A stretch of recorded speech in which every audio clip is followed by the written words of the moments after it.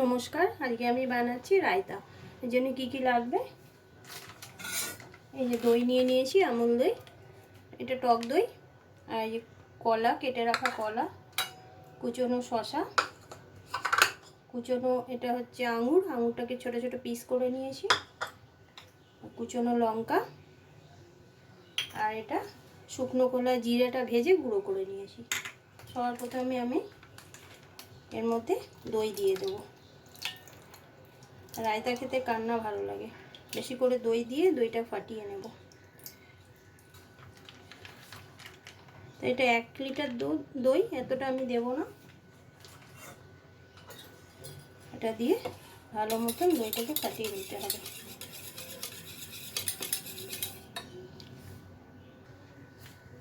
এর মধ্যে আমি 1 চামচে গুড় দিয়ে দেবো। এই যে গুড়টা হচ্ছে গুঁড়ো, আজকাল এগুলো মার্কেটে খুব পাওয়া যায়, গুড়টা এটা একটু এই 1 চামচের মতন দিয়ে দিলাম, বেশি দেবো না, এই বাস 1 চামচে দিয়ে দিলাম। দিয়ে এটা দিয়ে ভালো মতন ফাটিয়ে নেব। এটা কালারটা চেঞ্জ হয়ে গেছে গুড় দেওয়াতে। চিনির বদলে আমি গুড় ইউজ করছি, আপনারা চাইলে চিনিও একটু দিতে পারেন।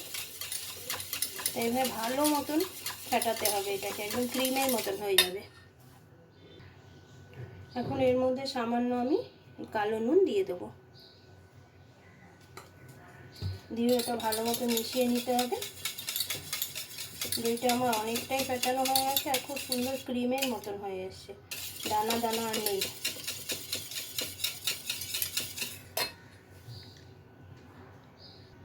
এখন আমি এই দইটা এই পাত্রটার মধ্যে, কাচের এই পাত্রটার মধ্যে ঢেলে নেব। ক্রিমের মতন হয়ে গেছে, বাস এতটা এখন দেব।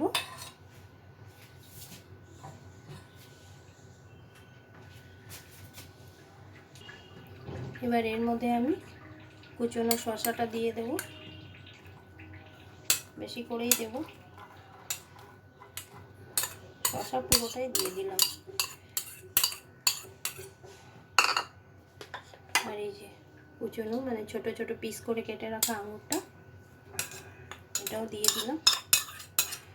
বেশি করে খেতে বেশ ভালো লাগে। আর এটার মধ্যে কলাটা, 2টো কলা, এটাও দিয়ে দিলাম। লঙ্কা কুচি দিয়ে দেবো, ঝালটা নিজেদের মতন করে নেবেন, এটা তো বেশি ঝাল ভালো লাগে না। এটা ভালো মতন মিলিয়ে নেব সবগুলো।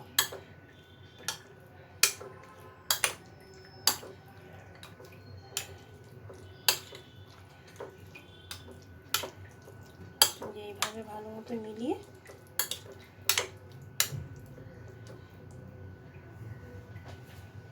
এর ওপরে আমি বাদ বাকি দইটা দিয়ে দেবো।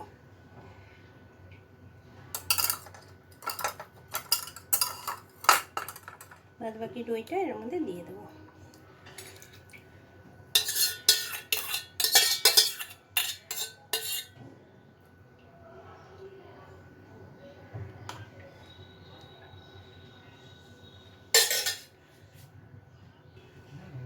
আর এটার মধ্যে যে ভাজা জিরে গুঁড়োটা উপর দিক দিয়ে দেবো।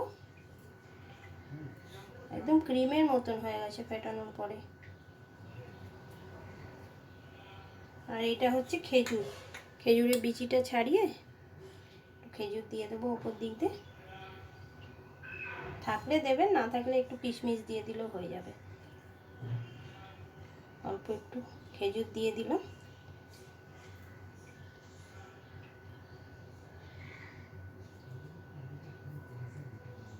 আর এটার মধ্যে সামান্য একটু ধনেপাতা দিয়ে দেবো উপর দিয়ে।